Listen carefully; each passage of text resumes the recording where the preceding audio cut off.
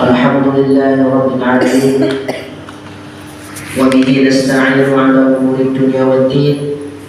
Wa sallallahu wa sallama ala rasulillahi sayyidina Muhammadin wa ala alihi wa sahbihi ajma'in.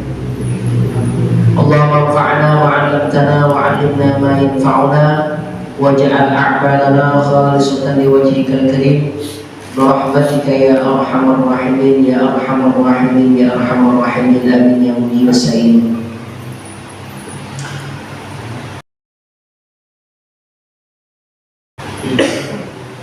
Amma ba'du.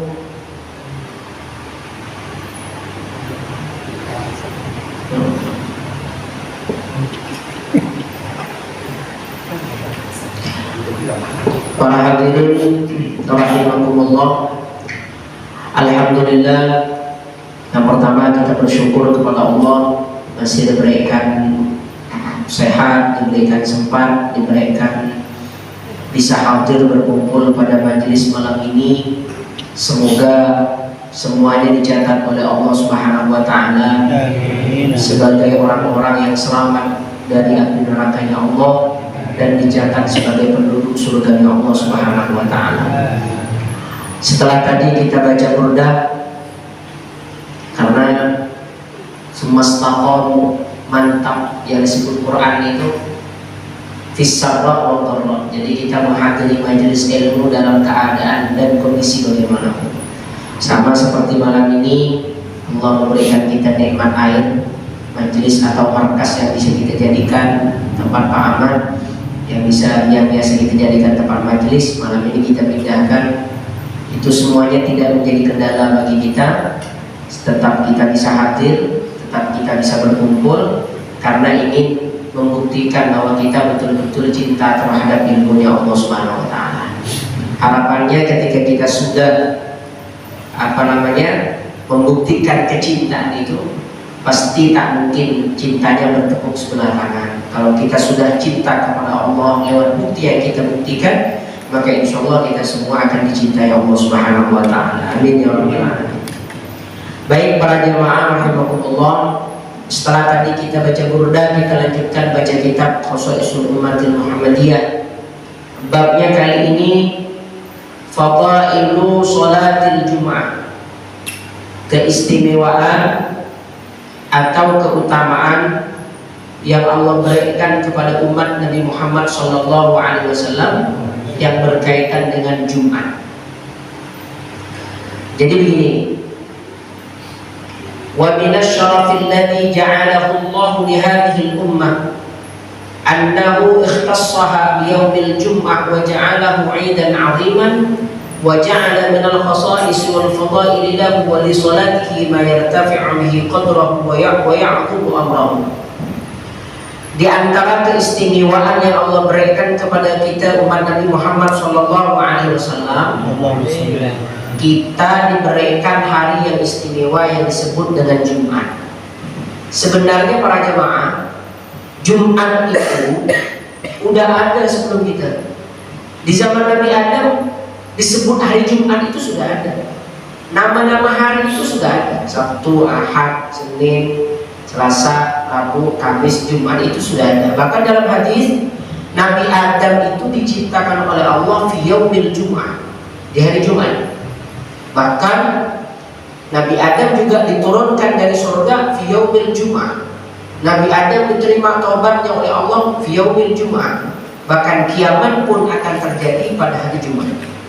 Jadi Jumat itu sudah ada sebelum Nabi Adam diciptakan. Istilah nama Jumat itu sudah ada. Cuma Jumat sebelum diutusnya Nabi Muhammad itu biasa, tidak memiliki keistimewaan, tidak memiliki keutamaan. Bahkan Jumat itu sendiri ketika Nabi masih berada di Mekah itu belum istimewa. Kapan Jumat itu istimewa? Ketika Nabi Muhammad mulai hijrah dari Mekah, hijrah ke Madinah. Di tengah perjalanan Allah mewajibkan namanya sholat Jumat. Maka Rasulullah sholat Jumat di Kuba, di Masjid Kuba, masjid yang pertama dibangun Rasulullah dalam perjalanan itu. Maka setelah itu Jumat jadi istimewa. Bahkan disebut dalam Quran dengan perintah Jumat itu jelas. Ya ayyuhalladzina amanu idza nudiya lis-salati min yaumil jumu'ah fas'au ila dzikrillahi wa dzarul bai' dzalikum khairul lakum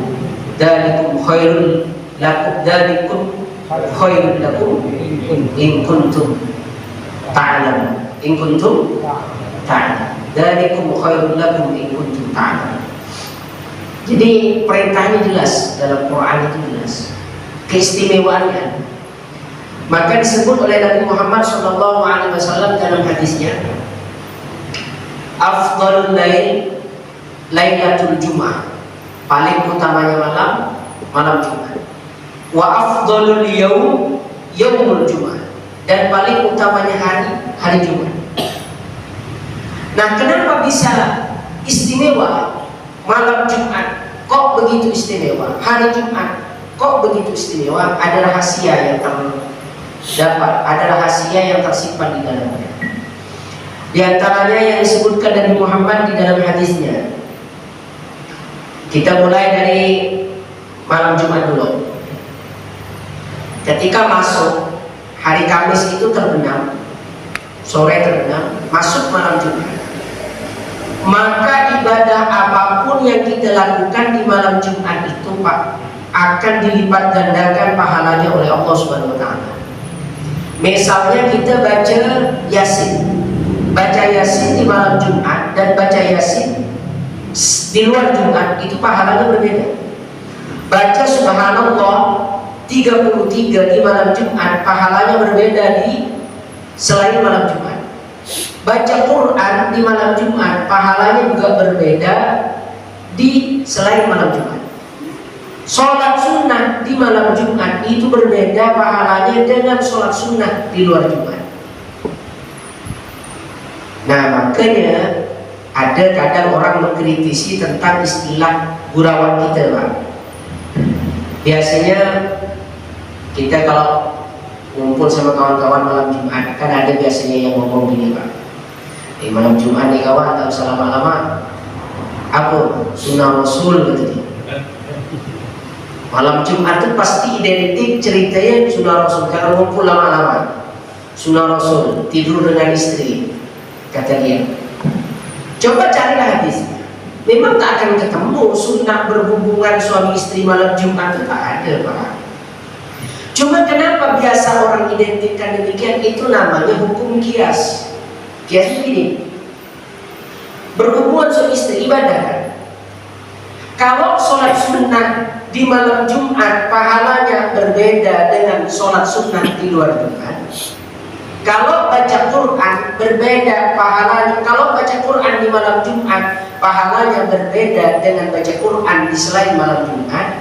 Berarti begitu juga berhubungan suami istri di malam Jumat, tentu pahalanya berbeda dengan yang di selain malam Jumat. Maka bias dengan hukum kias ini orang menyebutnya demikian.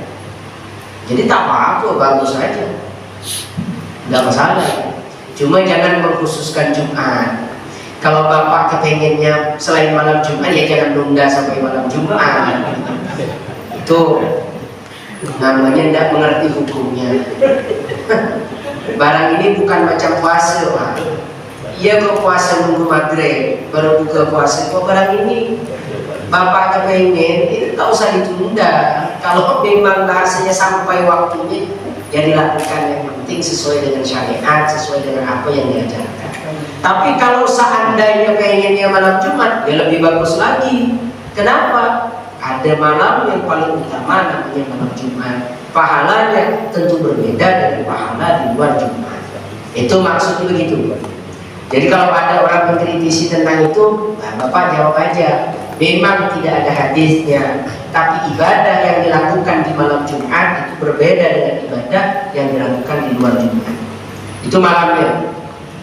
Setelah itu, ketika malam Jumat itu ada namanya banyak amalan-amalan ulama yang diajarkan oleh para ulama. Di antaranya yang tak boleh kita tinggalkan, Yasin. Itu baca, Pak.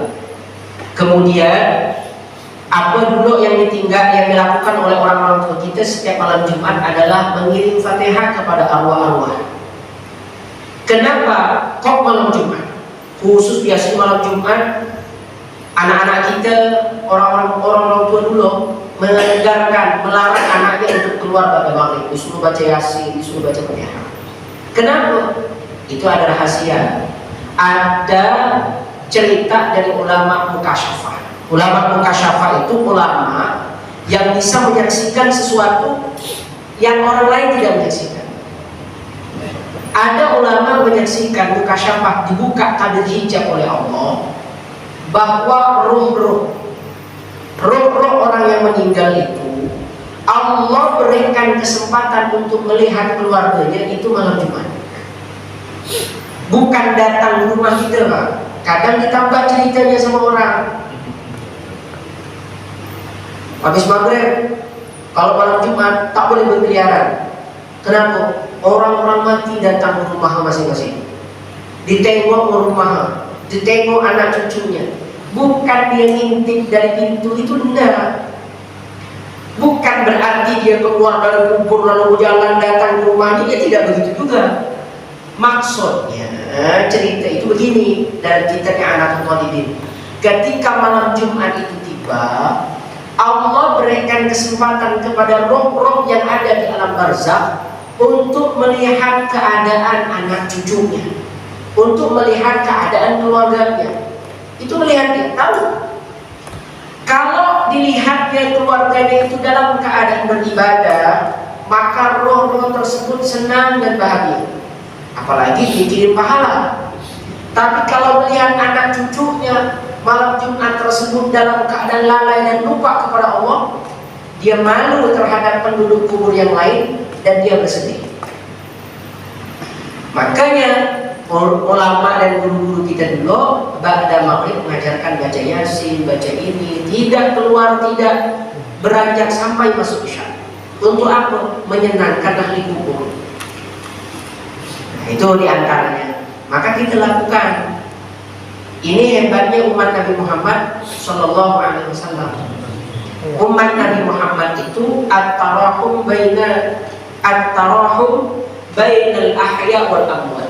Bisa berkasih sayang antara yang hidup dengan yang mati. Jadi tak ada ceritanya kita umat Nabi Muhammad nih Pak, tak ada kaitan dengan yang hidup. Yang hidup bisa memberi manfaat kepada yang meninggal bisa memberi manfaat kepada yang hidup. Kan mati udah selesai Ustaz. Orang mati yang tidak memberi manfaat itu kepada dirinya. Orang mati kalau berdoa untuk dirinya tak bisa. Tapi kalau berdoa untuk orang lain dia bisa. Orang tua kita yang meninggal Pak, meminta ampun kepada Allah untuk dirinya tak bisa. Ya Allah ampuni saya ya Allah. Ibadah dia selesai. Ibadah orang mati untuk dirinya selesai. Tapi ibadah orang mati untuk yang hidup tetap. Maka ketika baca hadis idza mata ibnu Adam, apabila mati manusia, in qata'a amalhu, maka putus amalnya. Amal siapa? Amal mayit untuk dirinya sendiri, tidak untuk orang lain. Kalau amal mayit, perbuatan orang yang mati untuk orang lain, untuk orang yang hidup, dia masih bisa berguna. Buktinya dalam hadis sahih, ketika ada seorang yang hidup mengirimkan hadiah pahala kepada orang yang meninggal, maka pahala itu akan dibawa oleh malaikat khusus, namanya malaikat pembawa pahala. Ada khusus. Misalnya malam ini kita semua yang hadir, pahala yang kita peroleh dari majelis yang kita lakukan ini, misalnya kita meniatkan menghadiahkan pahalanya untuk kedua orang tua kita, maka pahala tersebut akan dibawa oleh malaikat pembawa pahala. Pahala apa yang dibawa Ustaz? Ya pahala majelis ilmu. Apa pahala majelis ilmu? Huduruka fi majelis ilmi. Hadirnya kamu di majelis ilmu. Kata Nabi, khairun, lebih baik min alfi raka'atin, dari sholat sunnah 1000 rakaat. Wa khairun, dan lebih baik min iyadati alfi maridin, dari menjenguk 1000 orang sakit. Wa khairun, dan lebih baik kata Nabi Muhammad min tashyi'i alfi janazatin, dari mengantar 1000 jenazah. Semua pahala itu yang Allah janjikan kepada orang yang hadir di majelis ilmu, kemudian kita berdoa kepada Allah, ya Allah, pahala yang kami peroleh ini kami berikan kepada kedua orang tua kita, orang tua saya yang telah meninggal, ya Allah. Maka malaikat pembawa pahala itu membawanya, Pak. Dibawa, dihaturkan kepada mak bapak kita. Pak, Ma, kata malaikat, ini pahala dari anak kamu yang bernama ini. Ini pahalanya. Malam ini dia ikut majelis ilmu dan pahalanya dikirimkan kepada mak dan bapak. Ketika diterima, apakah berhenti di situ kedua orang tua kita? Tidak, Pak. Dalam hadis, mayit yang menerima pahala itu akan berdoa kepada Allah. Ini doanya mayit. Allahumma ighfir liman nawwara qabrana wa basyirhu bil jannati kama basyarna biha. Ya Allah, ampunilah dosa orang yang telah menyinari kuburanku ini dengan pahala yang dia kirimkan kuburanku bersinar. Wa basyirhu bil jannati kama basyarna biha, dan gembirakan dia yang telah mengirimkan pahala kepadaku ini, ya Allah, gembirakan dia dengan surga sebagaimana saat ini dia menggembirakan saya. Maka menurut ulama, orang yang meninggal itu masih bisa beramal, tapi amalnya bukan untuk dirinya, untuk orang lain, untuk orang yang mengirimkan pahala. Maka kita ini jangan pelit pahala. Mumpung berada di majelis ilmu, ingat kedua orang tua kirim pahala mereka. Berarti kalau begitu kami tak dapat apa-apa, Ustaz. Oh, tidak demikian, Pak. Kita kan sering baca bismillah, Bismillahirrahmanirrahim, dengan menyebut nama Allah yang Maha Pengasih lagi Maha Penyayang. Allah Ta'ala itu Rahman Rahim. Pertanyaannya, kalau kita mengirimkan pahala kepada orang tua kita yang meninggal, berarti kita punya kasih sayang kan kepada orang tua kita. Kalau kita mengirimkan pahala kepada yang meninggal, berarti dalam diri kita ada Rahman, ada Rahim, ada kasih sayang. Kalau kita berkasih sayang kepada orang lain, mungkinkah Allah tidak sayang kepada kita? Tak mungkin, karena Allah telah berjanji dalam hadisnya, Ar-Rahimun yarhamuhumur Rahman. Orang-orang yang penyayang itu dikasih sayangi Allah Subhanahu wa Ta'ala. Maka kalau kita rajin, Pak, ngirim Fatihah, pahala, itu pasti disayang Allah Subhanahu wa Ta'ala, dirahmati Allah, dikasih sayangi Allah. Kalau kita sudah dirahmati Allah, nak tinggal dimanapun kita akan bahagia. Karena kebahagiaan itu berbarengan dengan rahmat, berbarengan dengan kasih sayang Allah, berbarengan dengan cintanya Allah Subhanahu wa Ta'ala. Jadi itu umat Nabi Muhammad SAW. Ada hubungan, maka guru-guru kita mengajarkan itu supaya mak bapak kita, orang-orang tua kita yang telah mendahului kita, nengok kita di malam Jumat itu senang, suka, bangga dan bahagia. Setelah Isya, sholat Isya berjamaah, terus wirid, terus zikir. Terkadang ada amalan ulama itu baca-baca malam Jumat. Ada yang baca sholawat sebanyak 10.000. Sholawatnya apa? Sallallahu alaihi Muhammad, sallallahu alaihi Muhammad, sallallahu alaihi Muhammad. Ada baca sholawat yang 10.000 dia tak mampu, Pak, tapi baca sholawat 10 kali. Allahumma sholli ala sayyidina Muhammadin nabiyil ummiyil habibil aliyil qadril azimil jah wa ala alihi wa sahbihi wa sallam. Ada yang baca Allahumma sholli ala sayyidina Muhammadin habibil mahbubil aliyil qadril azimil jah wa ala alihi wa sahbihi wa sallam. Dibaca 10 kali, yang kata ulama menyebutkan tidaklah orang istiqomah membaca sholawat ini 10 kali setiap malam Jumat kecuali Rasulullah yang akan menyambutnya nanti di alam barzakh.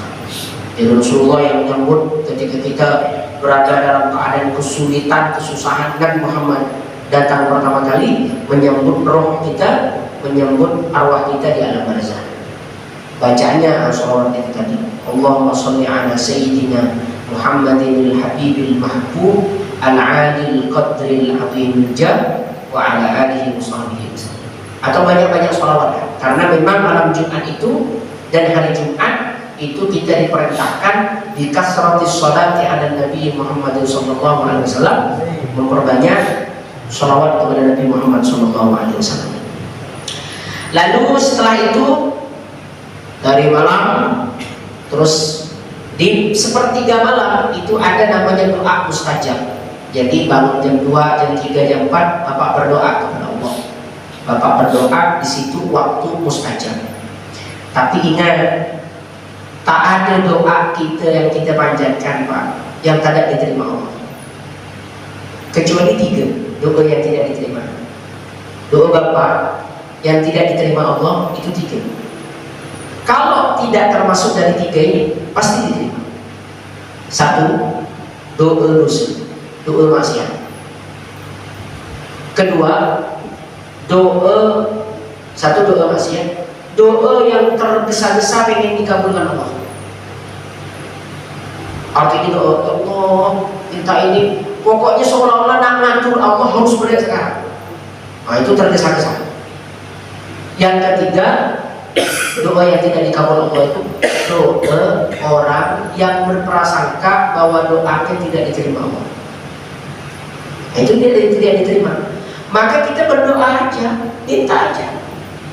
Ya Allah, berikan, minta begini, minta begini. Nah, misalnya sekarang Bapak rumahnya terkena banjir misalnya kan, masuk air, lalu berdoa, ya Allah surutkan airnya ya Allah misalnya.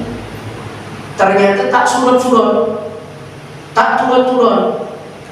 Bapak jangan merasa bahwa doanya tidak dikabulkan Allah. Allah itu menerima doa itu caranya 3. 1, diberi sekarang, minta sekarang, diberi sekarang. 2, doanya tidak diberi sekarang, tapi Allah simpan diganti dengan yang lain. Misalnya Bapak berdoa sekarang minta airnya turun, airnya surut, kemudian tidak diberi itu oleh Allah. Allah simpan, barangkali akan diganti dengan kesehatan, barangkali akan diganti dengan keselamatan. Ada doa Allah yang menerima itu tidak diberi sekarang tapi diberi nanti. Dengan kita berdoa, air tak surut-surut, banjir tetap ada, tapi nanti dosa kita diampuni Allah Subhanahu wa Ta'ala. Jadi cara Allah menerima doa itu banyak. Yang paling penting itu ridho dulu. Ridho itu nerima bahwa tak ada satupun yang terjadi di muka bumi ini kecuali atas takdir Allah. Nerima dulu. Setelah Bapak terima, berkomunikasilah dengan Allah. Sebagaimana yang sering saya sampaikan. Komunikasi itu gimana? Bapak mengadu kepada Allah. Ya Allah, inilah kondisi saya. Mau tidur susah ya Allah, kedinginan kan begitu Pak. Kedinginan. Bapak sering mengadu. Nanti ketika Bapak sering curhat kepada Allah, Bapak akan ta'alluq. Ta'alluq itu akan ada hubungan keterkaitan dengan Allah Subhanahu wa Ta'ala. Apa-apa Allah, apa-apa Allah, apa-apa Allah. Nah itu yang harus kita dapatkan dalam kondisi apapun seperti itu. Namanya ridho, namanya rela, kemudian kita memahami bahwa segala yang terjadi itu atas kehendak Allah Subhanahu wa Ta'ala. Nah, berdoa di sepertiga malam terakhir. Setelah itu masuk pagi.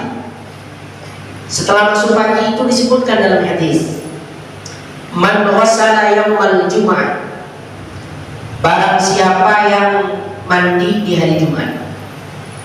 Mandi sunnah Pak ya. Nah, waghtasala, dan mandi wajib. Mandi sunnah, mandi wajib. Gimana maksudnya? Ya paham-paham Bapak lah maksudnya. Sunnahnya berhubungan suami istri itu sebenarnya sebelum Jumat Pak. Jadi sebelum Jumat mandi sah dulu sebelum berangkat ke masjid. Wabakar, kemudian pagi-pagi berangkat itu wabakar, pagi-pagi berangkat. Wamasya, dan jalan kaki. Walam yarkab, tidak memakai kendaraan, jalan kaki. Tak pakai motor berarti dalam hadis ini. Wadana minal imam, dan mendekat dari imam, artinya di barisan pertama. Fastama'a, kemudian dia mendengarkan khutbah. Walam yalghu, dan tidak melakukan hal-hal yang sia-sia. Kalau ini dilakukan, kata Nabi, kana lahu bi kulli khatwatin amalu sanatin. Bi kulli khatwatin amalu sanatin ajru siyamiha wa qiyam. Maka pahala orang yang demikian, setiap langkah yang dia lakukan, kata Nabi Muhammad, itu seperti beribadah sepanjang tahun. Siangnya berpuasa, malamnya sholat malam. Satu langkahnya punya pahala seperti orang yang beribadah setahun. Orang yang beribadah setahun tersebut siang berpuasa, malam sholat malam. Masya Allah, itu pahalanya. Cuma jalan kaki, Pak. Kalau pakai motor berarti separuhnya, kiasnya begitu. Kiasnya begitu. Ya, kalau rumahnya dekat sih tak masalah jalan kaki. Tapi kalau rumah kita jauh, Pak, sampai ke masjid bukan ansitu wastami'u, imam khutbah kita lanjut juga, bukan lanjut dengar, kan lanjut tidur. Jadi faman lawa man lawa itu, faman lawa man lawa fala jumatan. Keistimewaan yang Allah berikan. Terus disebutkan juga dalam hadis, man ightasala yaumal jumu'ah ghuslan janabah thumma raha fis sa'atil ula fa ka'annama qarraba badanata. Barang siapa yang mandi di hari Jumat, mandi besar, mandi hadas besar, kemudian dia datang pada waktu pertama dia datang ke masjid, fa ka'annama qarraba badanatan, maka dia seperti pahalanya, mendapatkan pahala seperti orang yang berkorban unta. Jadi kalau datang pertama, Pak, jam berapa kira-kira? Jam 10 lah. Datang dan tak pulang lagi, Pak, ya. Kalau datang bersih-bersih lalu pulang, itu tak masuk hadis ini. Jadi datang dan i'tikaf beribadah di situ. Wa man raha fi sa'ati tsaniyah, dia datang di waktu yang kedua atau di urutan yang kedua. Faka'annama qarraba baqaratan, pahalanya seperti berkorban sapi.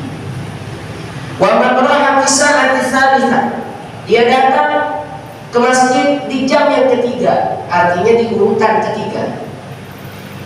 Faka'annama qarraba kabshan aqran, maka dia seperti mendapatkan pahala seperti berkorban kambing gibas, kambing besar.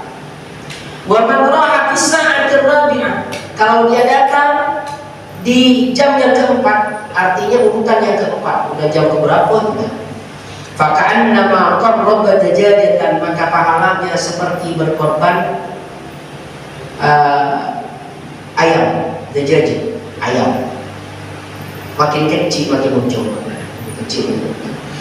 Wa man raha fi sa'atil khamisah, dan barang siapa yang datang ke masjid di jam yang kelima, agak dini datangnya, faka'annama qarraba baydatan, maka dia seperti mendapatkan pahala seperti berkorban telur, berkorban telur. Fa idza kharaja al-imam, berarti ini yang paling budi ya. Fa idza kharaja al-imam, maka apabila keluar imam, hadaratil malaikatu, maka hadir malaikat, yastami'una dzikra, mendengarkan malaikat tersebut al-dzikra, dzikir-dzikir. Jadi begini, yang bertugas menjadi imam atau menjadi khatib itu memang disunnahkan akhir datang. Itu dalam kitab adabnya jadi khatib begitu, Pak, agak akhir. Tapi yang tidak bertugas menjadi imam atau khatib itu sunnah datang awal, pahalanya seperti tadi yang disebutkan. Karena kalau pahala yang seperti berkorban tadi itu ditulis sebelum datangnya imam. Kalau imam sudah masuk, catatan pahala berkorban tadi itu sudah ditutup. Jadi misalnya begini, imamnya udah datang, kita baru naik masjid, nah udah tak dapat tuh pahala korban tadi. Jadi pahala korban tadi ini sesuai dengan hadis yang disebut itu diperuntukkan untuk orang yang datang sholat Jumat sebelum datangnya imam atau khatib. Nah, setelah Jumat itu kita dianjurkan membaca beberapa wirid. Pertama, Fatihah 7 kali, Qul a'udzu birabbin nas 7 kali, Qul a'udzu birabbil falaq, Qul huwallahu ahad. Terus kemudian 4 surat tadi ini dibaca sebanyak 7 kali, masing-masing 7 kali. Itu fadilahnya dari Sayyidatuna Aisyah radhiyallahu anha. Dosa kita akan diampuni oleh Allah Subhanahu wa taala dari Jumat kemarin ke Jumat ini.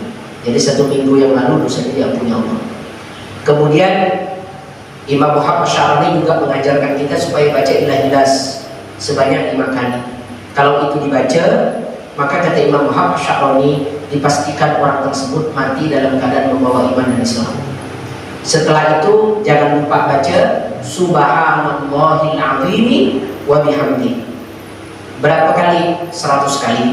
Apa fadilahnya? Kalau orang baca Subhanallahil azimi wa bihamdi 100 kali, 100.000 dosa kita diampuni Allah, dan 24.000 dosa kedua orang tua kita juga diampuni Allah. Bacanya simpel, Subhanallahil azimi wa bihamdi.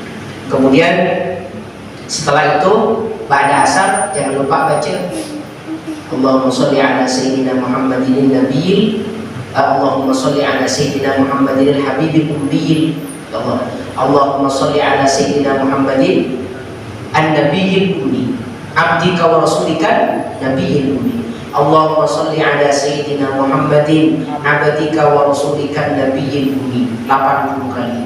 Kalau kita baca ba'da asar 80 kali, maka pahalanya seperti beribadah 80 tahun.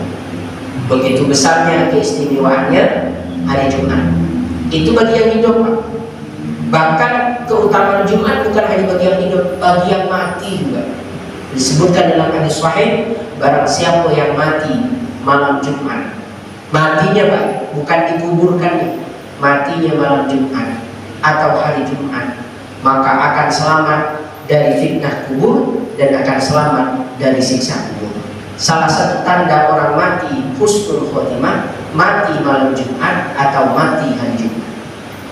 Nah itu, jadi dengan catatan bukan bunuh diri Pak ya. Pengen mati malam Jumat bunuh diri gitu Mas. Kalau seandainya mati betul, ada orang bunuh diri malam Jumat, bagaimana itu statusnya Ustaz? Hadis tidak akan pernah bohong. Artinya dulu guru saya pernah menjawab, kata beliau, pahala keutamaan yang diperoleh oleh dia tentu akan ditimbang dengan besarnya dosa bunuh diri itu. Kalau lebih banyak dosanya, ya tentu akan sia-sia mati malam Jumatnya itu. Jadi dikembalikan kepada pengadilan akhirat. Nah, demikian yang bisa diaturkan, mudah-mudahan barokah manfaat. Mudah-mudahan Allah Subhanahu wa taala memberikan kita kemampuan untuk mengamalkan keistimewaan yang ada pada hari Jumat tersebut, sehingga kita tergolong orang-orang yang selamat di dunia, selamat di akhirat. Amin ya rabbal alamin. Subhanakallahumma wa bihamdika, asyhadu an la ilaha illa anta, astaghfiruka wa atubu ilaik. Nah, selanjutnya